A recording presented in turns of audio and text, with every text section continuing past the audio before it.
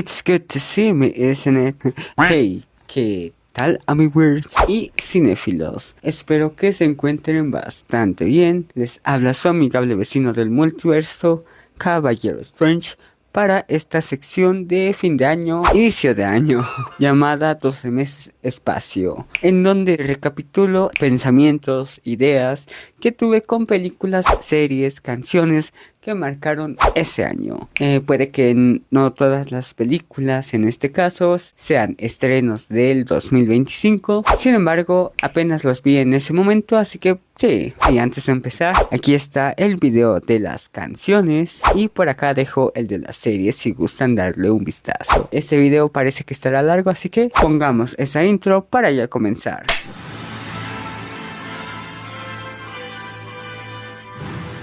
Enero. Como representante de este mes pongo esa película de ese adorable gatito, Flow. Sin duda, esta película es una gran metáfora y resumen de lo que viví en todo el año. Y es que, si bien entendí su mensaje cuando lo vi por primera vez, de hecho me hizo llorar, a la vida no le bastó con eso y me puso en situaciones que me hacían sentir verdaderamente como ese gatito, a la deriva en un mundo caótico. Lo que de cierta manera sí es el mensaje que me transmitió. Todo es un caos y no tenemos el control. A veces creemos que si lo tuviéramos haríamos algo mejor, y puede que sí, tipo la Bruja Escarlata haciendo su Westview, pero ese es el problema, lo haríamos a lo que para nosotros es lo correcto. Por lo que sí, sería 1. Creepy controlar a las personas y sus decisiones, pues cada persona es distinta a ti y en tu burbuja tomarías ciertas decisiones para crear ese mundo ideal para ti. Y claro, las personas que tienen el control toman ciertas decisiones que nos mueven y pueden nos afecten, y no podrías hacer algo para cambiarlo. A veces ya está hecho o inclusive pensado desde hace mucho. A veces solo puedes tomar acción del presente, agarrar esa situación desde donde te tomó, y sí, puedes frenarlos.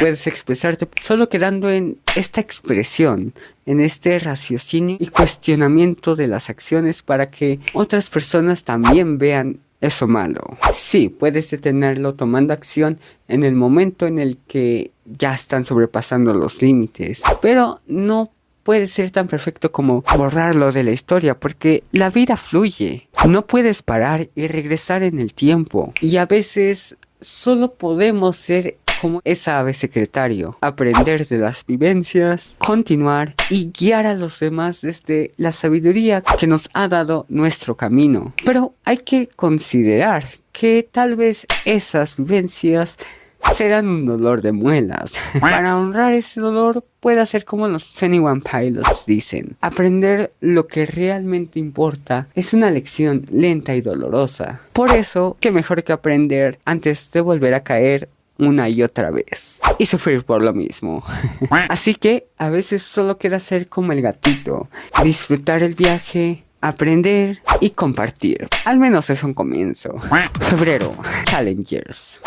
Siendo sinceros, la empecé a ver porque esperaba algo más poliamoroso, una exploración a esto, o más sex appeal. Pero no, y eso fue lo que me cautivó, pues hace una metáfora maravillosa de las relaciones sentimentales. Todo esto a través de un deporte, el cual lo muestra y te introduce a este mundo del tenis de una manera tan interesante a mi punto de vista, que sembró una semilla de curiosidad en mí, pues aparte de hacer un gran trabajo en el mensaje, con este linkeo entre el mensaje de las relaciones con el deporte, la ejecución de las escenas eran maravillosas. Me lograron transmitir cosillas en los movimientos de cámara y también un poco en la banda sonora, pues sí te transmitían esas emociones de tensión, esas ideas. Sin duda se merecía cualquier otro premio que le hayan dado a Emilia Pérez, pero pues ya lo repito, a mí, que no soy muy afín a los deportes, me hizo en verdad interesarme en el tenis, tanto que logró estresarme en ese último partido y celebrar como Zendaya. Tup, tup, tup. Marzo, mi amigo el robot. Continuando un poco con este tema de relaciones amorosas, vi esta película que en su momento causó plática y fue nominada al Oscar, me parece, no sé si del año pasado, o sea, del 2025 o antes, pero hasta este mes me di el tiempo de verla. Y siento que si bien Challengers me educó para decir, mira, las relaciones deberían ser así, mi amigo el robot expandió ese mensaje, esos pensamientos de las relaciones sentimentales, y a su vez me dio esperanza. Siento que te muestra y te hace una crítica de las relaciones sentimentales hoy en día, y al notarlo, eso me da esperanza de que pues puede que si alguien más ve eso, pueda encontrar a mi alma gemela genuinamente. Mi amigo robot juega con las expectativas. Por ejemplo, el coestelar es un perro, quien uno pensaría que sería leal, porque como dijo Sabrina Carpenter, man's best friend, ¿no? Lo que sí lo es, pues bien o mal espera a que abran la playa, va cuando la reabren y busca a su amigo robot. Pero o sea, lealtad sería tipo el perro de Fry, que lo esperó y se murió ahí esperando a Fry. Sí duele. O de haber hecho más y quedarse junto al robot. Y sí, en un momento de la película, él trata de meterse por la fuerza a la cerca. Y al ser arrestado, trata de hacerlo por la vía legal, lo cual rechazan. Pero solo lo intentó durante un día, dos, una semana máximo, haciéndome sentir que esos intentos solo eran una búsqueda por una solución inmediata, ¿saben? Tipo una cura mágica, pero no de una solución con un proceso. Es decir, Perro pudo citar a Robot para asegurarse de que estaba bien. Es más, pudo mudarse cerca en donde se quedó varado Robot y así vigilarlo para asegurarse de que estuviera sano y salvo.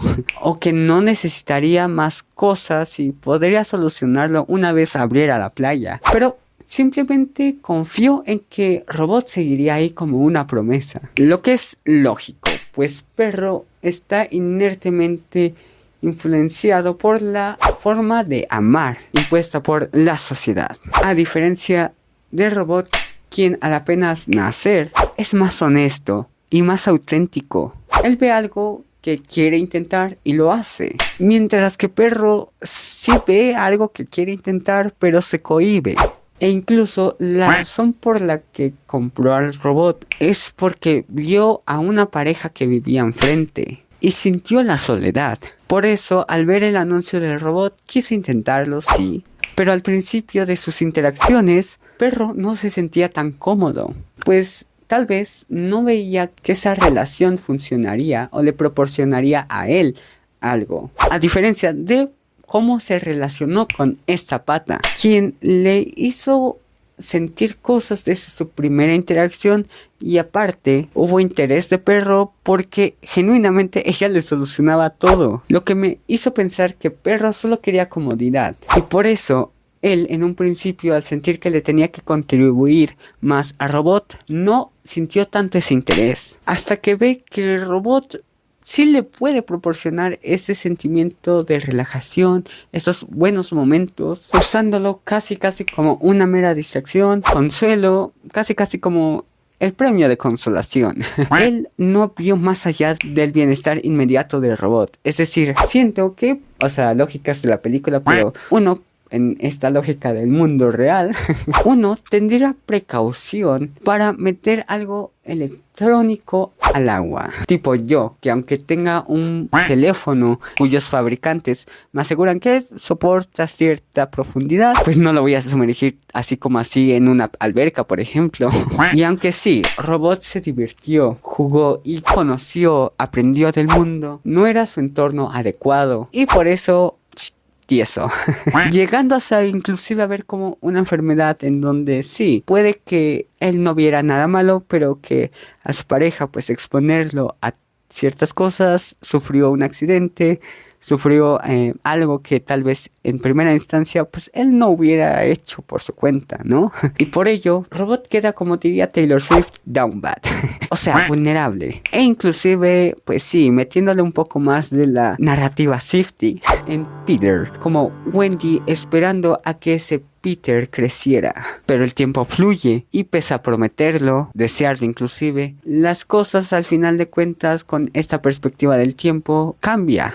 Pues sí, Robot genuinamente deseaba volver a ver a su amigo, guiño guiño, pero él estaba vulnerable, pues bien o mal el entorno le afectaba, aunque él no tuviera conciencia de ello. Lo gacho aquí también es que esta película va más allá del amor, reflejando otros aspectos de la sociedad, pues hubo personas que vieron a Robot ahí tendido y se aprovecharon de él y le sacaron más de la cuenta en vez de ayudarlo, para que tal vez él encontrara otra solución para ayudarlos, o sí, pues arrancándole pero tomando lo necesario. Sí, les hablo a ustedes, conejos, nada más necesitaban un dedo del robot para tapar su canoa, pero no, se llevaron toda la pierna. Y se vuelve más irónico cuando llega esta mamá pájaro, un animal que funciona más por instinto que por conciencia, y que ella no se aprovechara de él. O sea, la mamá pájaro llegó y pudo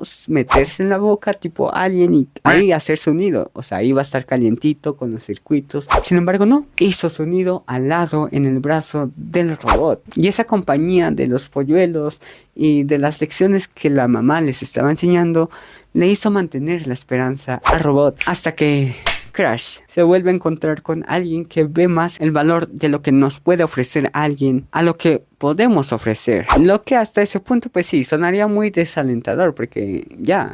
Pero la película muestra esa esperanza con el mapache al reconstruir a ese robot sin ser su deber, y al robot valorando ello y no viéndolo como un deber, una deuda que tiene que cumplir, el quedarse con él. Pues sí, consideró reencontrarse con Perro, pero entendió debido a su camino que podía ser como Selena Gomez y Justin Bieber.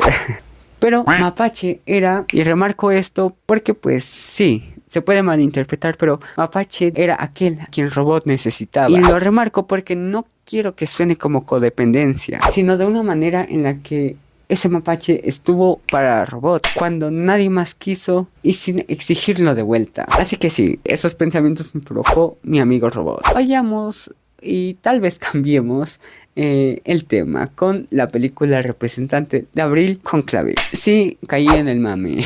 Y es que en este mes se iba a anunciar, tengo entendido, al nuevo papa. Y pues quería ser parte de ello. O sea, hasta Harry Styles estuvo ahí. Y sí, la neta sí me daba un poco de flojera porque no soy practicante. Por eso esperaba que me aburriera. Porque dije, papas, desconfianza con algunos escándalos de la iglesia. Sin embargo, planteó cosas importantes más allá de volver a exponer la corrupción de un sistema que puede aplicarse no solo en la religión, sino en la política, pues nos da una perspectiva de cómo las ambiciones pueden llegar a corromper las buenas intenciones. Es decir, Lawrence comienza en cierto punto a ser corrompido por esta idea que le repiten, de que no, es que eres el más centrado, eres el ideal, el elegido, casi.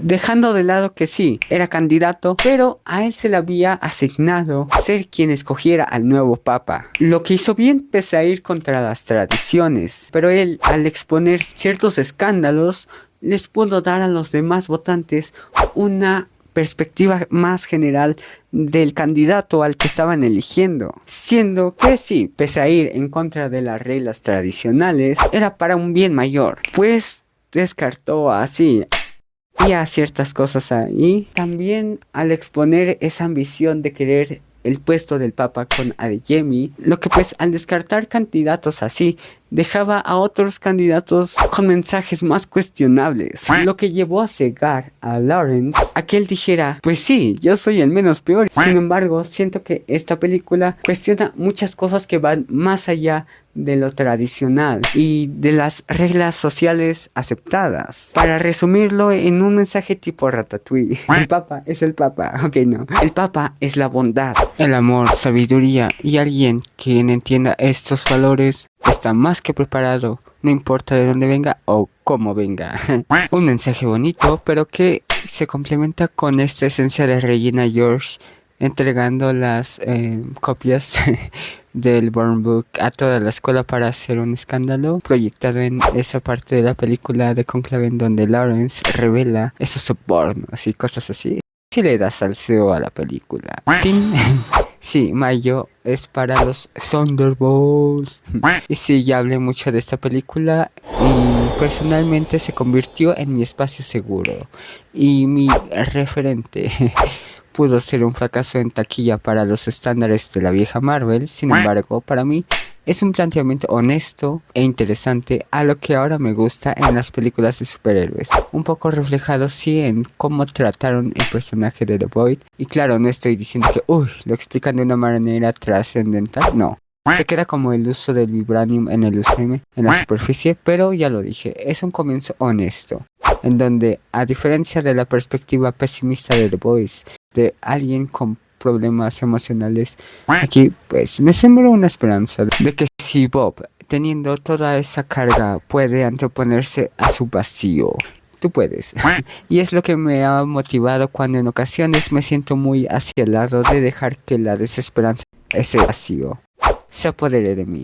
Como representante del mes de junio pongo a una película que sí está enfocada en problemáticas de la comunidad LGBTQ+, y puedo decir que fue interesante. Sin embargo, tengo conflictos, los cuales sí puede ser resultado de mis estándares. Pues sí, ya lo dije, la premisa con la que me dieron ganas de verla era que sería una película LGBT que planteaba temas como las ETS. Lo que sí, ese factor sí se plantea, pero no siento que vaya más allá, quedándose en una película más que nada de amistad, que igual plantea cosas como el grooming con la amiga de Tracy Van y otras problemáticas como la no aceptación y lo que puede derivar. Eso sí, no termina en algo trágico y eso es positivo, y es con lo que me quedo pese a esa primera impresión, pues genuinamente este tipo de películas son un comienzo, un primer gran paso para plantear problemáticas de la comunidad, hecho o al menos producido creo, o al menos actuado por miembros conocidos de esta. Pues a veces ese nivel de fama son el referente de muchos jóvenes que apenas están en su despertar, por lo que se valora esa intención. Además de que disfruté el mensaje de la abuela de Troy de no dejes que los demás decidan por ti, lucha por lo que mereces, y aunque esperes, siempre hazlo con ese puñito por rocker. Pensé que sería bueno conectarlo con Superman, pero sí, cierto. No, bueno, vamos primero con la película de julio. Está en mi lista más por fenómeno, pues ya saben con quién, que por otra cosa genuina. Y también por esa emoción que me provocaba antes de verla. No digo que me haya decepcionado, para mí es una de las mejores adaptaciones de este grupo. No he visto las anteriores recientemente, así que por eso lo digo para mí. Sin embargo, entre los mensajes de otras películas de este video, fue con el que menos conecté. Aún así, no me quita las risas y el mensaje de su Storm de posa. Bueno. ¿Qué veo? ¿Un rival? Ahora sí, agosto, Superman. Sin duda, su mensaje fue un curita en mis heridas emocionales. Sé gentil y amable, conserva ese espíritu punk rocker, aunque todo se sienta gris. Tiene una mirada empática en la sociedad. Claro que, al igual que Thunderbolts con su mensaje de la salud mental, Superman solo se queda en la superficie, pero es suficiente para que sea un faro de esperanza para aquellas personas que aún dudaban de la bondad en estos tiempos. Y al tratarse de una película con gran alcance, da alivio. Septiembre, sí, ese fue mi intento de ballet, La hermanastra fea, siguiendo con la tradición del body horror que inició La Sustancia el año pasado. En este año vi esta película, la cual, si bien me spoileé al ver los TikToks que me aparecían de los fragmentos de la película, aún así salí traumatizado. Estoy traumatizado. Y es que esa escena con las pestañas fue muy incómoda para mí, tanto que por primera vez en todas las veces que he ido al cine consideré salirme de la sala. ¿Era eso o hacía frío y pues necesidades, no?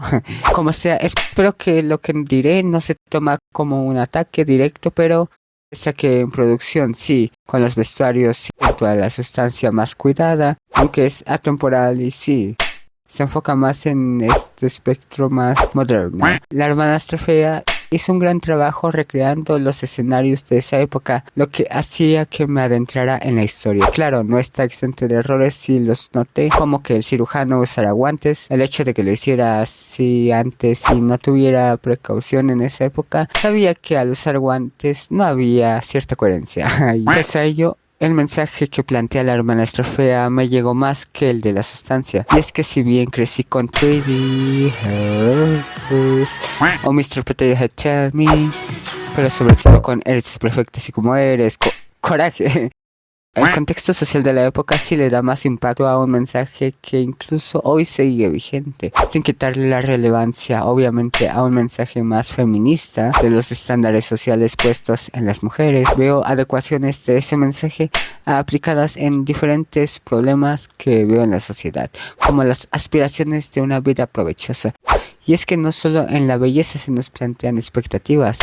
Desde niño también esas expectativas de lograr grandes cosas, a que si somos educados, obedientes, vamos a lograr el constructo social del éxito. Cuando todos somos diferentes, venimos de diferentes partes y claro, queremos distintas cosas, pero en caso de querer aspirar a un estilo de vida tipo muy Seven Rings, obviamente que por cruel que suene, algunos nunca lo lograrían. Viéndolo reflejados con Elvira y Cenicienta. Cenicienta prácticamente tuve suerte y estaba más cerca de ese constructo social de la belleza, mientras Elvira no, por lo que bajo la perspectiva de esa sociedad civilizada, la Elvira del principio jamás hubiera logrado ser elegida, pero gracias a esa inocencia de la idealización creada del concepto del príncipe, soñaba con estar con él, pese a que pues no sé si malentendí la escena o ese príncipe ya tenía muchas enfermedades ahí. De hecho, Elvira lo vio. Pese a ello, no le cambió sus expectativas. Ella quería estar con él, porque tal vez la poesía del príncipe les saciaba esa necesidad de ser vista y valorada, de sentirse especial, al pensar que cada poema podría hablar de alguien como ella. Tal vez eran las ilusiones de las cosas planteadas en cada verso, o eran las expectativas de la sociedad que inconscientemente la habían influenciado en ella, de casarse con el príncipe y lo que significaba.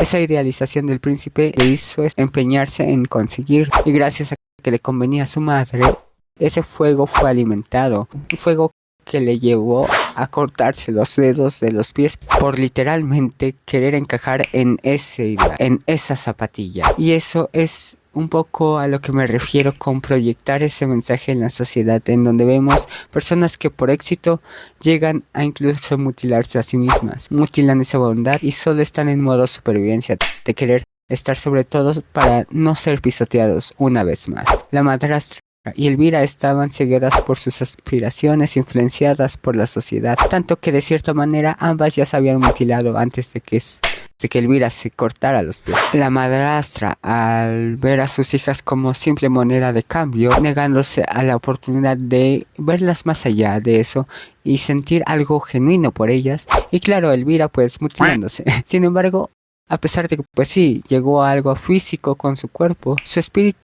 sobrevivió bien o mal, pues no se volvió fría como su mamá. Ella en verdad quería a su hermana menor, y esta, al crecer con ese amor de su hermana, pudo ver cómo ese ideal les hacía daño a su madre y a su hermana mayor, queriendo alejarse de ello, siendo esa última escena en donde la madrastra ve a lo lejos a su hija menor llevarse sus joyas y no diciendo nada, el único acto de genuino amor de la mamá hacia ellas. Pese a que al final suene desalentador con Elvira como empezó, e incluso un poco más mal por el cabello en ese momento y por los dedos de los pies, hay consuelo en cómo al menos estas dos hermanas tendrán algo que esa vida de expectativas por simple aprobación no les daría: cariño genuino. Aunque sobrepensando en la época, pues sí, no creo que hayan sobrevivido mucho, pero no lo pensaré. I'll be your idol. Sí, ya lo spoileé. Octubre. En este mes planeaba sinceramente poner a The Life of a Showgirl. Sin embargo, pues por esos meses no había tanta plenitud en mi vida amorosa. De hecho, sigue sin haber. También no venía de una gira exitosa como Tay-Tay. Metafórica, forzándola más o menos, pero no me dejaron los millones que ganó Tay-Tay con The Eras Tour. Y pues sí, la película que ya spoileé se estrenó de último momento como una experiencia en cines en ese mes y sí, hablo de K-Pop Demon Hunters. Si bien The Life of a Showgirl me hizo emocionarme y cantar las canciones, K-Pop Demon Hunters me metió en la vibra, tanto que empecé a llorar por un solo ojo como Rumi. También siento que tuve una conexión más profunda con esta película por ciertas cuestiones que se proyectan con lo que he reflexionado en el 2025, llegando a conclusiones que parecen similares a las planteadas en la película. Pues no solo habla de aceptación, sino evolución y de acción, con toques de crítica social a la industria de los idols también, la importancia de la música en la vida y de cómo las inseguridades nos vuelven vulnerables. También de no tener miedo a cuestionar y tal vez darle sus pataditas al sistema. Todo en un producto que se siente orgánicamente auténtico e inspirador con lo de EJ. La película comienza con un estereotipo establecido de los demonios, en donde vemos que pues obviamente al ser instruidas por cazadoras de demonios que siguen una tradición que si bien tal vez llegaron a cuestionarse de esta acción en algún momento, llegando a tener compasión por ellos inclusive, tal vez un enamoramiento, lo menciona por la mamá de Rumi, quien dio su vida por ella y de hecho la dejó encargada con Celine, quien sí la quería pero no la aceptaba. Por lo que sí, tal vez llegaron a sentir compasión pero lo ignoraron en un momento. Pues sí, Celine las entrenó para básicamente demonios, sin cuestionar. Es hasta que Rumi se da cuenta de que puede que haya demonios que quieren tu alma, pero que hay otros que no necesariamente disfrutan ese trabajo.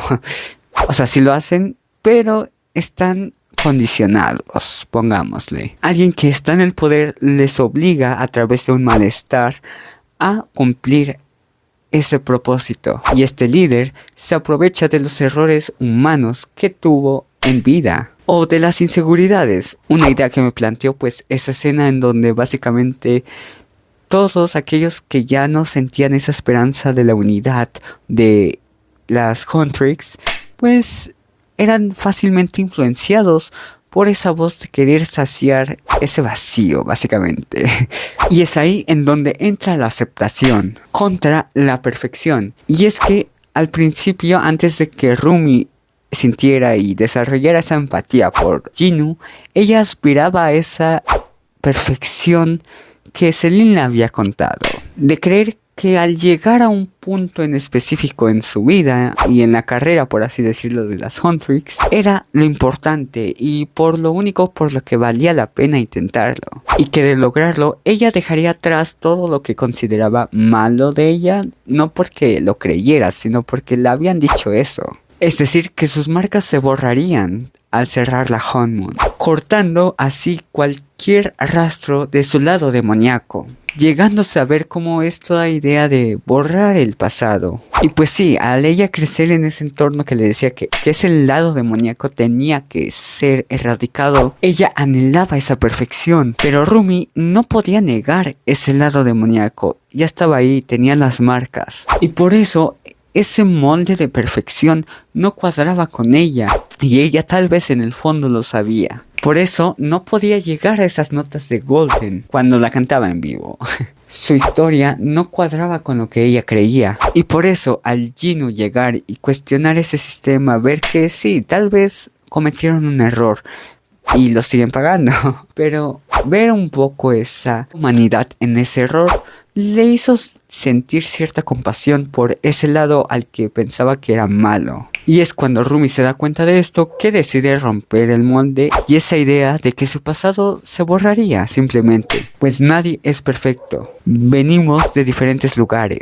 Y el pensar que tu pasado o cualquier rasgo puede ser borrado o perdonado por esa perfección es imposible, pues tú estuviste ahí. Y pueda que no te guste, que sientas que no te mereces eso, que no hay razón para que exista, pero es así.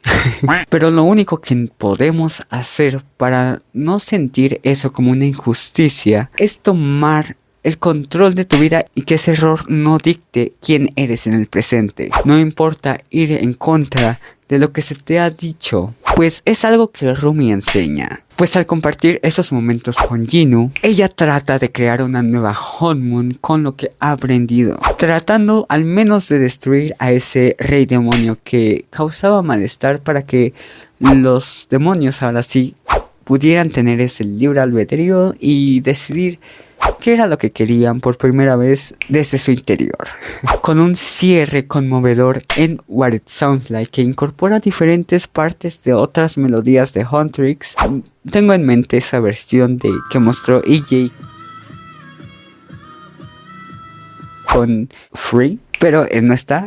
Entonces, enfocado en lo de Golden, hay esta parte que Rumi no podía cantar en vivo y que se mezcla en ese final de What It Sounds Like. Como un símbolo de compasión a ti mismo, a tu historia, a lo que no pudiste controlar, pero que hoy decides incorporarlo en tu presente, para no negarlo, sino aceptarlo y avanzar.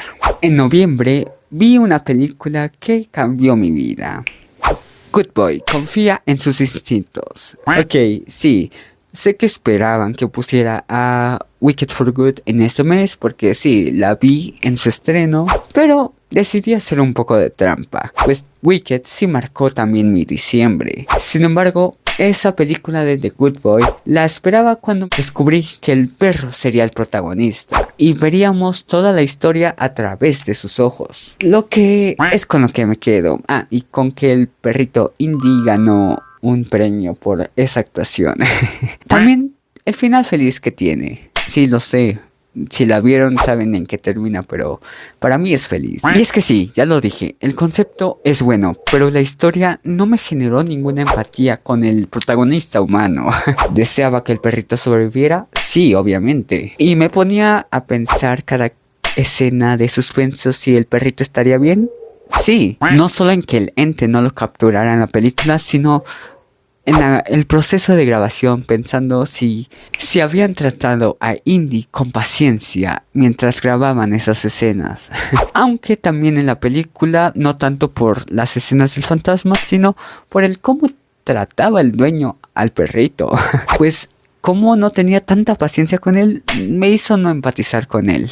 Y es que miren, lo puedo decir con experiencia. Como dueño de 2 traviesos, lo que se ve en la película de que lo muerde y manda a dormir afuera al perro bajo la lluvia, pues eso fue el detonante para que dijeran, ya, fantasma, llévatelo. Y es que yo, como dueño de esos 2 traviesos, no los dejaría dormir afuera con la lluvia, ni porque me mordieran, lo cual sí hizo uno, a tal punto que me suturaron. Y sonaré muy abuelo de Malcolm de, míralo, ese sí es su nombre. Pero Lid, a él solo se le ve que se le quedan marcados los colmillos y también lo ha hecho mi perrito cuando estaba cachorro. Pero no lo saqué afuera de mi casa para que ahí vagara. Y cuando se lo llevaron los espíritus, fue como de, qué bueno. Y también digo que el final es feliz, no solo porque se lo haya llevado el espíritu, sino porque Indy no se quedó ahí y murió esperando a su dueño, como el otro perrito, el que era de su abuelo. Y mejor, Indy sí se dignó por irse con la hermana del prota. Y es que sí, no es solo que se me haga cruel que mandes a dormir a tu perro ahí en la lluvia, pues quieras o no, se había tranquilizado, o sea, vaya si fuera como Cuyo, la película de Stephen King, bueno, que adapta el libro de Stephen King, pues ahí sí, ¿no? O sea, es sobrevivir, pero ahí, o sea, todo ese estrés y luego encadenado, que esté ladrando y que esté lloviendo, no, no es solo la compasión de eso, sino la situación en sí. Y es que si mi perro, que se comporta idealmente, de cierta manera, antes de un cambio tan radical como mudarse, y a partir de ese momento empieza a así, pueda que actuar raro, lo que podría ser un poco esa adaptación al nuevo ambiente, pero a un punto agresivo, a algo que no había hecho, yo reflexionaría de la situación, de si hay algo más, ¿saben? Algo que ya lo dije, puede que suene como el abuelo de Malcolm, sí, o sea, pero en mi caso no tuve una hermana a la que le grité por preocuparse por mí. Una acción de la hermana que veo comprensible y no como él la veía, como un acto de sobreprotección. O sea, si tuve un ataque hace poco tiempo, entendería su preocupación de que pues me vuelva a dar. Y de hecho, ella sí respetó su espacio, o sea, no estaba ahí. Ella solo llamaba para asegurarse de que pues todo estaba bien. Y aparte es el antecedente de la situación de la casa. O sea, sabes lo que pasó ahí y aún así vas y te metes. En serio, trato de ser comprensible con los protagonistas de terror humanos, porque pues en ese género siempre se mete en cada decisión, ¿no? Pero aquí ni cómo ayudarle. Él solito se lo buscó y sí, no one mourns the wicked. Lo que sí, me lleva a Wicked for Good. Tal vez iré rápido con esto, pues ya siento que me alargué mucho con las otras películas. Y creo que lo que tengo que decir es claro y conciso. For Good me gusta más que la primera parte. Y para mí, la resolución que plantea es la más coherente. Creo que algo que analicé en ese 2025 es que por más que intentes hacer lo correcto, idealmente te morirás mientras no estés en un ambiente apto para que esas buenas condiciones se premien. Y For Good critica esto. Sí, puedes encontrar a tu Glinda siendo Elphaba, pero al final de cuentas, mientras las otras personas tengan cierta expectativa de ti, será muy difícil que puedas salirte de ese molde, pues todos estamos inclinados a tener esa razón. Algo que puede cambiar si te das el momento de vivir esa experiencia y no te cuestiones desde tu perspectiva. Pues si vivimos esperando a que alguien bonito venga y nos rescate, como un príncipe, podemos perdernos de muchas cosas más valiosas que la belleza. Por eso veo lógico que Elphaba no quiera continuar más. Y es un final bonito el de Elphaba si lo ves como irte con aquellos que te escogen verdaderamente. Sí, hay cosas cuestionables con Fiero, pero es más porque no se desarrollan. De hecho, esto va con lo que considero que es su principal limitante, por así decirlo.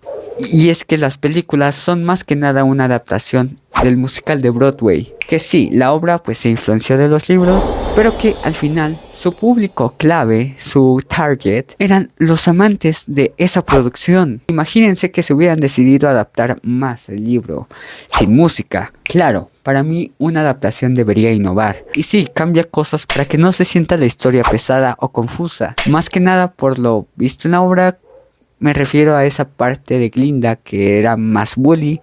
Aquí Glinda está, pues sí, menos bully y eso hace que su redención sea más fácil de comprar. No es algo radical, así como los cambios que ya mencioné en mi otro video.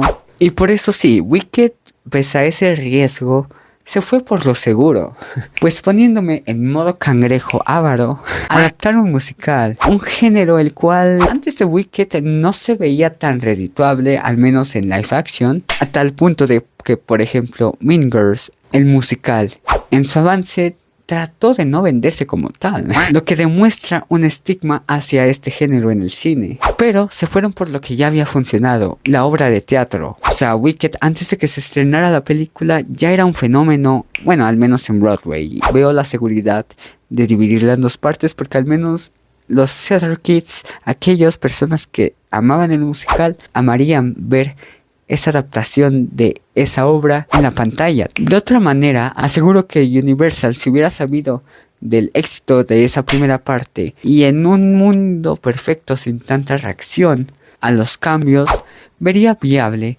crear un mega fenómeno de no solo 2 películas, sino de 3. Sí, Wicked parte 1 y 2, pero en medio o al final, una readaptación del Mago de Oz en el contexto de Wicked, para desarrollar más cosas así y que no se sintiera todo muy apresurado o que se viera más un cambio en esta idea de, pues sí, Elphaba le bajó a Fiero. Sin embargo, esos mismos comentarios, junto con otros que vi tanto de la película como de Ariana y Cynthia, pues sí, rompen esa ilusión. Pues aún con ese final dulce, varios no entendieron la idea o la crítica, porque leí los comentarios de Black Ariana, que era muy crinchoso esa amistad, pero con estos dos pues, o sea, hacen ver la perspectiva de Elphaba, de que puedes armar una historia bien conmovedora, pero si no encajas en esa visión bonita, van a terminar demeritando esa construcción y darle la razón a lo que no incomoda, de que casi lo más fácil es buscar a un mago de Oz. Y por eso me quedo con una perspectiva de que al final de cuentas Elphaba se quedó con aquel que siempre la escogió, desde que le ayudó con el león cobarde, y que se quedó con alguien que, pese a saber que no tenía poderes, decidió hacerle frente a la guardia de Oz. Y pues sí, si no fuera por la magia de Elphaba, podrían argumentar que Glinda tal, pero Elfie siempre le dijo ven conmigo, y Glinda aún así no la escogió. No porque estuviera en contra de las formas de ella o que sintiera que no era la forma correcta, sino porque ella no quería dejar atrás sus comodidades y estatus. Al menos Fiero nunca tuvo la oportunidad de escogerla antes de que pues saliera volando en Defying Gravity, ¿no? Después, cuando pues tuvo la oportunidad, la eligió a ella. Que podrían argumentar que es romantizar y es heterosexual. Podría ser, pero Jonathan Bailey, abiertamente gay, y Cynthia Erivo, pues concepto del universo, me hacen no verlo así. Y darme esa idea de que vayas con aquel que te escoge y que te hace mejorar, no en un contexto perfecto como el de Celine, de pues todo se borra, sino trabajar y construir algo bonito. Y que al venir de esta obra de teatro ya aprobada, en donde pues sí, pasa tal cual, y no hay un detonante para que los ocenses se cuestionen lo que hace Elphaba y solo contribuyan a esa bad reputation. Lo planteado de que pues Elphaba se vaya con Fiero es la posibilidad más lógica y feliz, mientras pues sí, no hay ese cuestionamiento y todos te señalen como una Wicked Witch.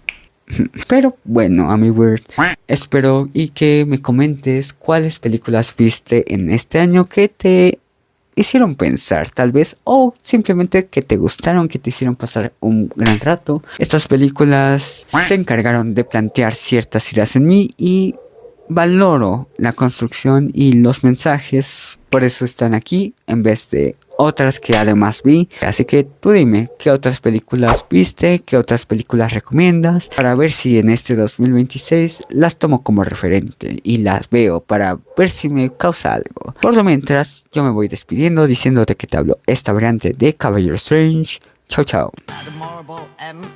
Flip it around, wicked witch, wicked witch, wicked witch, wicked witch, wicked witch.